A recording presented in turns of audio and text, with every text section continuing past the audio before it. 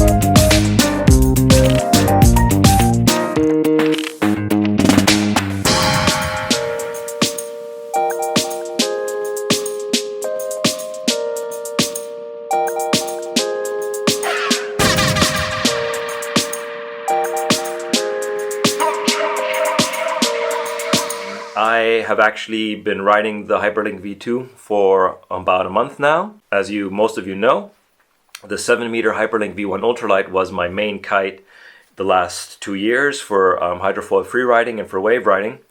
And I actually didn't think it could get much better. But the guys at Ozone have actually one-upped themselves, and the kite is amazing.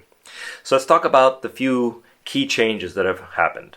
The first thing is, people always ask, is the kite different in outline and cell numbers and so on? No, it's not. If you overlay the V2 over the V1, it's the same outline shape and same type of profiles. Now, what has changed is, first off, the internal structure has been changed around a bit, and there's a new material.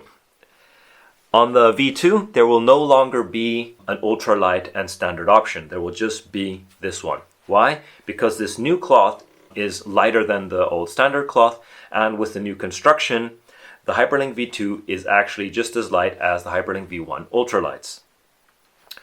And the material is stronger. Another amazing thing about this new material is it's water repellent, which means if you crash the kite in the water, it does not suck in the water into the material, keeping the kite light, which again makes relaunching better, and you don't have a heavier kite after relaunching when you're flying, so the kite stays at the same turning speed and same flying speed, even if it's wet. So, how has it changed in its flying characteristics? On the bigger sizes, you will notice that the kite is faster turning. On the V2, the 12-meter size has been kicked out, and there is the 13-meter size. Now, the 13-meter V2 turns faster than the 12-meter, has more low end. I would give it about 2 knots more low end. It is also more stable.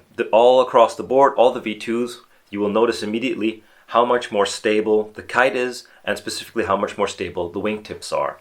The kite is almost impossible to backstall now. It has a huge range on the bar, and you pull all the way back, you get a nice grunty power. You push the bar out, you lose a lot of power.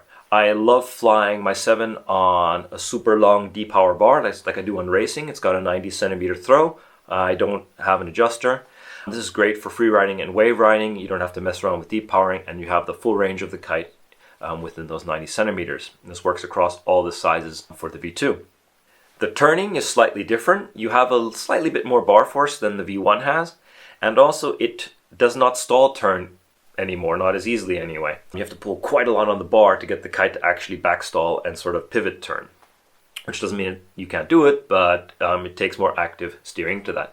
So it can't actually happen accidentally.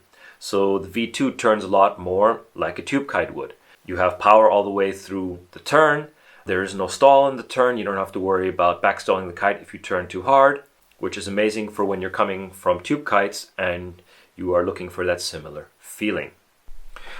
Relaunching works pretty much the same as on the V1. You can backstall relaunch it by pulling both back lines, and again, you can just, if there's enough wind, take one steering line, pull that in, and relaunch the kite over one tip. You have a lot more time now during the relaunch, as the new intake positions on the kite really prevent water from getting in. Actually, funny story is when we were filming the official Ozone video, this was one of the hardest things I had to do, was actually crash the kite, try to get water into the kite so we could film the water coming out of the wingtips. It actually took a lot of work to get the kite to fill up with water. What that means for the end user is obviously that when it's crashed on the water, you have a lot more time to relaunch before you have any water ingress. And even then, the water comes out quite easily through the new water and dirt outs on the tip. I personally love this kite for all types of riding. I ride this kite with twin tips, I ride this kite on foils, I ride this kite with a surfboard. It is an amazing piece of kit. It does everything. It is also amazing on the snow, even though I probably will not be using my hyperlinks on the snow as I live in Fuerteventura. They have changed the safety system for the snow a little bit, gone out of the zippers that used to be on the intakes. They've been replaced by little Velcros, and you sort of roll up the sock on the inside to convert it to open cell mode. And also now the fifth line mode is now a reefing system, which means when you release onto the fifth line, the kite gets compressed together as it comes down, so it dumps all the power, but the kite also stays in a nice compact shape so it doesn't bounce around on the snow or on the sand as you're resting. Performance-wise, I think the kite has now gotten a bit more hang time. Even the 7 meter now, not so super powered up, I can do a little old school tricks on that kite. And that kite just seems to sort of keep you hanging in the air. It's really controlled. It keeps power all the way through the arc over your head. And that is amazing. So, and the 13 meter gives you an amazing amount of hang time. And I had an amazing jump during our video shoot with the 9 meter in Sotavento, where I'm just flying and flying and flying.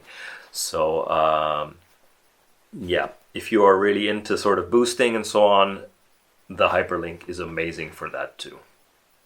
Well, so that was my little short review and question answering for the Hyperlink V2. If you have any more questions, dump them below in the comments. I'll either answer them there, or if there's enough questions, I will make another video discussing the Hyperlink V2s.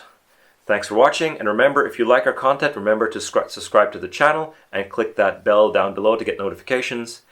I'll see you guys on the water. Rock on!